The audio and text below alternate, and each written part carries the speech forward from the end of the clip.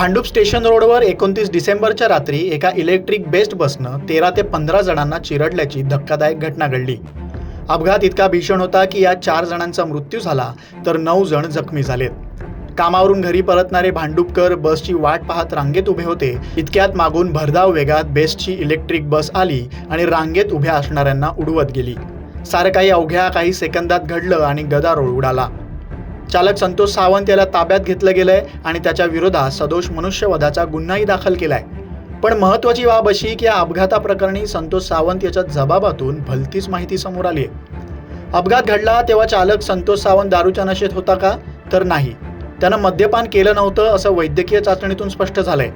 मग अपघात घडला कसा? त्यानं असं का केलं?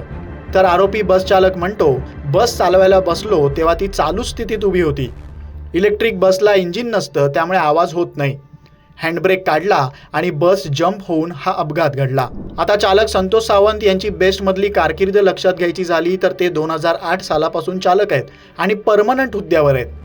पण 3च महिन्यांपूर्वी त्यांनी इलेक्ट्रिक बस चालवण्यास सुरुवात केली होती। नेमकी चूक कोणाची? अपघातग्रस्त बस विक्रोळी डेपोला जोडलेली एक वेट लीजवरील इलेक्ट्रिक बस होती।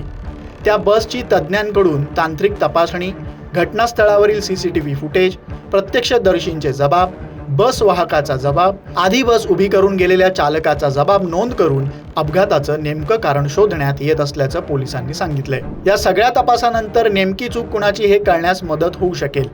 पण या सगळ्या 4 निष्पापांनी आपला जीव गमावलाय, जो कधीच परत मिळवून देता येऊ शकत नाही। सध्या चालक सावंत यांच्या विरोधात बस स्थानकावर थांबलेल्या प्रवाशांची जीवितहानी होईल हे माहीत असताना देखील बस बेदरकारपणे चालवण्याचा ठपका ठेवण्यात आलाय।